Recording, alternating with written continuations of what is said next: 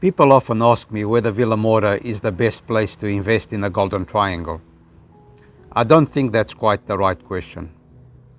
The question I find more interesting is why Vilamoura has stayed so remarkably steady across cycles that knocked other resort markets around. Because once you understand the structural reason behind that, you start seeing this entire coastline differently. Most conversations about Vilamoura start with lifestyle. The championship golf, the marina, the restaurants. And people aren't wrong to start there. That's the visible layer.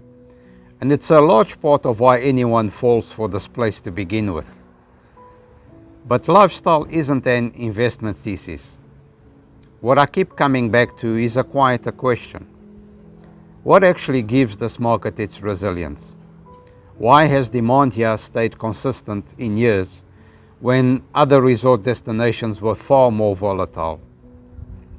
I suspect the answer has very little to do with a polished surface and a lot to do with something most buyers never think to look for.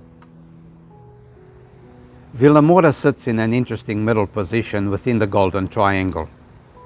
It isn't the broadest market. That's Quarteira with its depth of everyday, year-round demand. And it isn't the most exclusive. That's Quinta do Lago with its scarcity.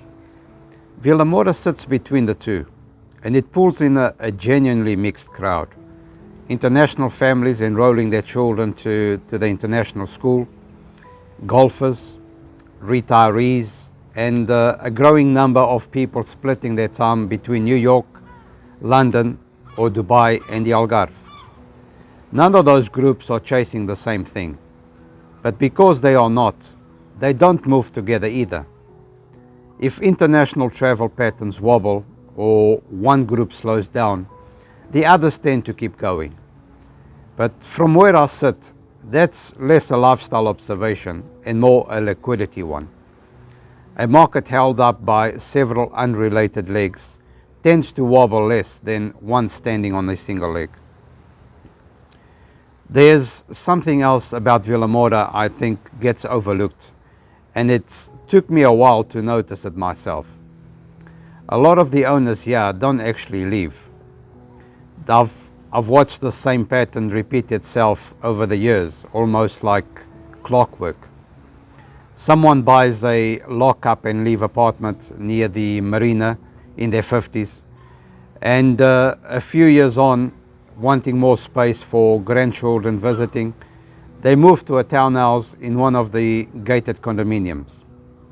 Later, they trade up again, a frontline golf villa out toward Pinhal Velho, and later still, as the garden and the stairs become more effort than pleasure, they downsize to a single story near the old course. What they very rarely do is leave the postcode. That means a meaningful share of the transactions happening in Vilamoura in any given year are people who already live there, simply trading with each other as their own lives change shape. It's an internal market, sitting underneath the international one. And from a liquidity standpoint, I think that's one of the more underrated assets a place like this can have. Picture two different kinds of market. One depends almost entirely on new capital arriving from abroad each year to keep transactions moving. The other attracts that same external buyer, but also generates its own volume internally, because the people already living there are constantly trading up, down, or sideways. When global capital slows, and it does, periodically, for reasons that have nothing to do with the Algarve at all, the first kind of market tends to freeze.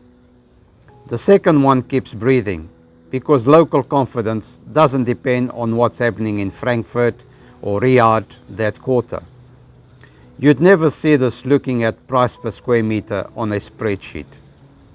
You only really feel it the day your own circumstances change and you need to sell.